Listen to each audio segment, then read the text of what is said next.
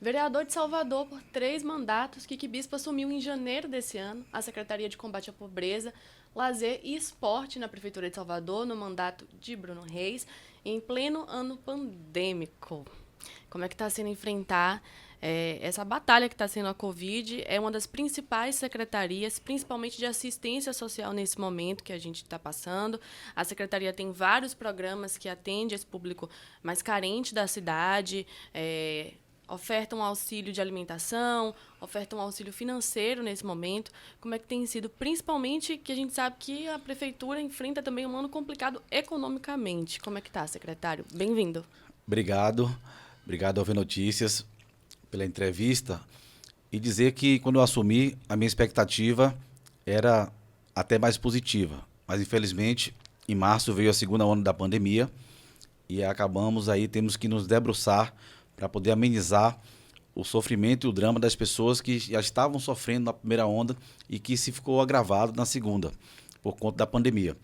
Os números sociais, eles realmente acabam ficando muito prejudicados por conta da estagnação econômica, das medidas restritivas que acabou limitando o comércio, e isso tem impacto direto na área social. Mas Salvador, a prefeitura municipal, ela tem se preparado. Eu diria que de 2014 para cá, nós conseguimos estruturar a sempre, a ponto de, nesse momento, nós estávamos atravessando aí, dando as devidas respostas, sobretudo aquele povo mais vulnerável da cidade do Salvador. A gente sabe que a população em situação de rua aumentou, a gente sabe que o desemprego aumentou, mas a prefeitura ela tem mecanismos, ela tem benefícios, ela tem auxílios que têm sido fundamentais para poder amenizar esse momento pelo qual nós estamos passando. A gente tem o Salvador para Todos, né, que é um auxílio que a prefeitura concede hoje financeiro para as pessoas. Algumas pessoas já recebem esse benefício nesse momento já em cesta básica. A gente hoje tem a população de Salvador mais de 90% vacinada com a primeira dose da vacina. A prefeitura hoje trabalha com a hipótese de manter esse assistencialismo por mais tempo ou já se fala numa forma de reduzir esse valor? É, a gente já tem, nós estamos pensando em reduzir com base nos números, né? A gente sabe que a UTI, os números da saúde, ele tem diminuído muito. A vacina tem avançado, e isso tem favorecido que o que a gente tenha voltado aí aos poucos à normalidade. Salvador hoje encontra-se na fase verde, portanto aí com uma série de ações já, uma série de atividades já em curso. Então, naturalmente, o Salvador por Todos, que é um programa que foi pioneiro dentro das capitais brasileiras, que se levou 16 meses, 16 prestações sendo pagas ao longo desse período, nós já estamos pensando já justamente em diminuir. Nós estamos pagando por cestas básicas agora, mas não está totalmente vetado. Se vier uma terceira onda, a gente espera que não. A Delta ou qualquer outra variante aí que possa aparecer, claro que a prefeitura está preparada para poder voltar. Agora, secretário, a gente passou recentemente por um caso muito triste, né, que foi os dois moradores de rua, um casal em situação de rua aqui em Salvador, que foi queimado e acabaram vindo a falecer, e a secretaria se mobilizou quanto a isso, né? O senhor vi que só deu uma declaração que iria cobrar que fossem apurados os responsáveis por isso e também uma chamada mais efetiva da Polícia Militar diante desse caso de violência contra uma pessoa em situação de rua. Eu queria saber como é que está o andamento disso, o posicionamento da secretaria. Nós acompanhamos de perto. Infelizmente, foi um caso que chocou a cidade. Nós não estamos acostumados a uma violência desse grau. No entanto, a gente prontamente, nós mantivemos contato com a Polícia Civil, na pessoa da diretora da Polícia Civil, doutora Cristiane, e da titular da 14ª da Barra, a doutora Mariana, que prontamente se juntou aos nossos esforços com os dados que nós tínhamos e em menos de 24 horas conseguimos prender, a polícia conseguiu prender o acusado. Infelizmente, o casal Ana Paula e Adilson, ambos vieram a óbito, né? Mas a gente continua ainda mantendo contato para que esse autor do fato possa aí penalmente ser punido. Vamos falar um pouquinho de política? O senhor está numa das secretarias mais importantes da prefeitura. Não à toa, a atual vice-prefeita ocupou esse cargo no governo de ACM Neto, antes de vir a ser escolhida como vice. E o senhor acredita que o senhor hoje... A gente sabe que o senhor tem uma ligação muito próxima com o Bruno Reis, e não é à toa que o senhor hoje ocupa esse cargo. Já é um indício de um caminho, talvez, do senhor de sair um pouquinho ali do legislativo e ir para o executivo? Eu sou muito grato ao prefeito Bruno Reis, que me delegou aquela que eu reputo ser a missão mais importante da minha vida. Cuidar de gente tem sido muito gratificante, sobretudo nesse momento de pandemia. Poder levar uma assistência social para essas pessoas vulneráveis realmente tem me preenchido muito do ponto de vista profissional.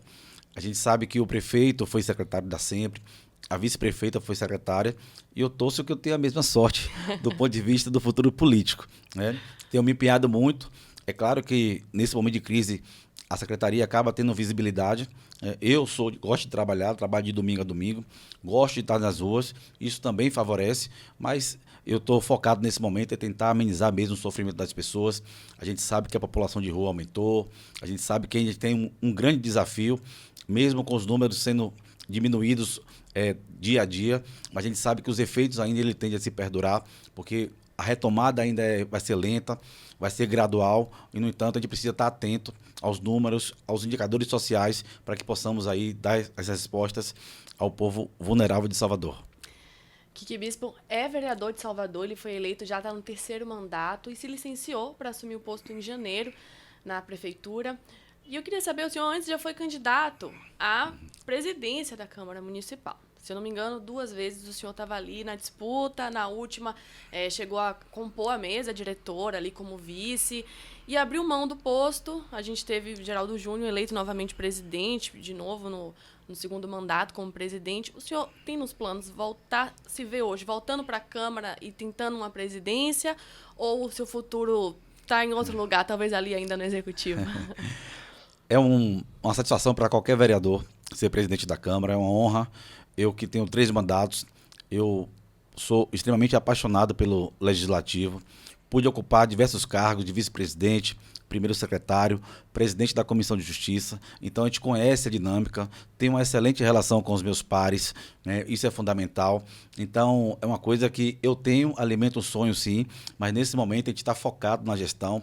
O prefeito Bruno Reis tem nos delegado diversas missões e nesse momento aí de início de gestão a gente sabe que a gente precisa planejar os próximos 4 anos, que a gente precisa organizar a gestão da assistência social e, sobretudo, nesse momento que a prefeitura tem passado por uma série de dificuldades. A crise do transporte tem demandado muitos recursos.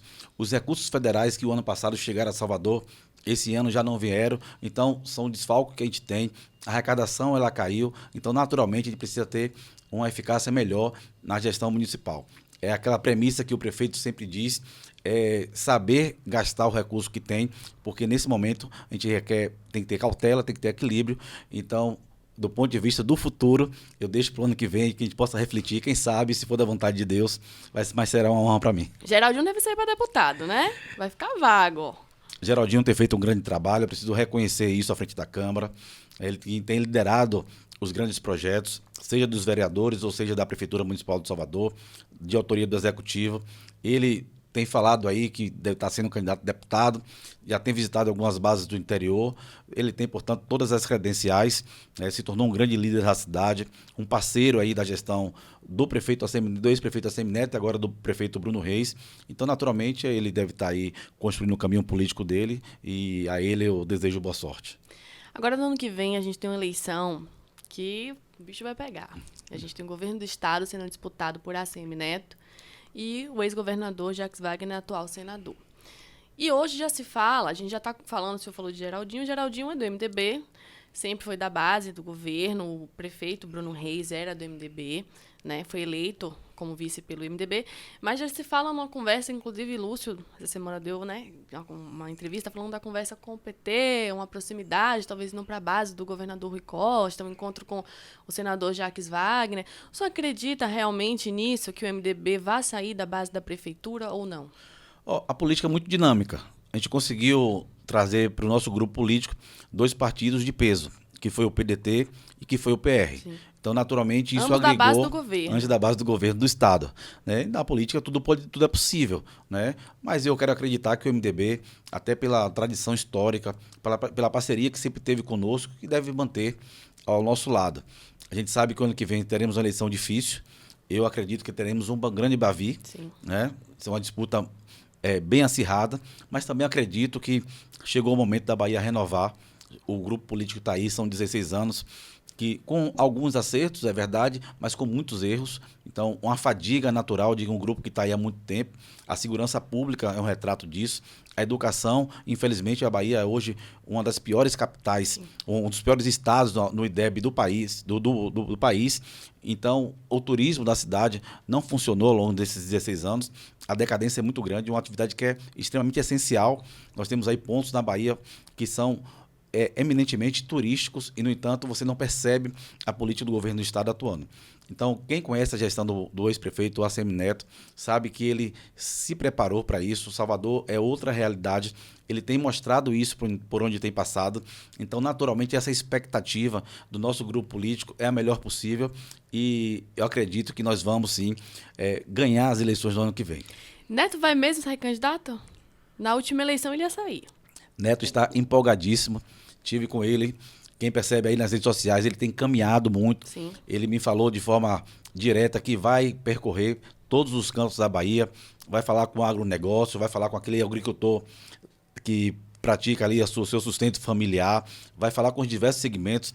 A Bahia é um país, né? Nós temos aí diversidades culturais, diversidades econômicas em cada canto que vai. Então, portanto, o Neto conhece muito bem, até porque foi deputado federal 3 oportunidades, conhece muito bem a Bahia.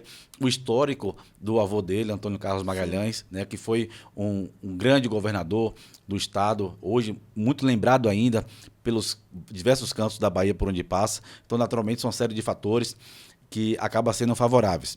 E, sobretudo, o estilo da gestão, né, a grife do carlismo a nível de gestão, e isso com certeza tem empolgado as pessoas do interior, percebendo que a Bahia pode muito mais, né?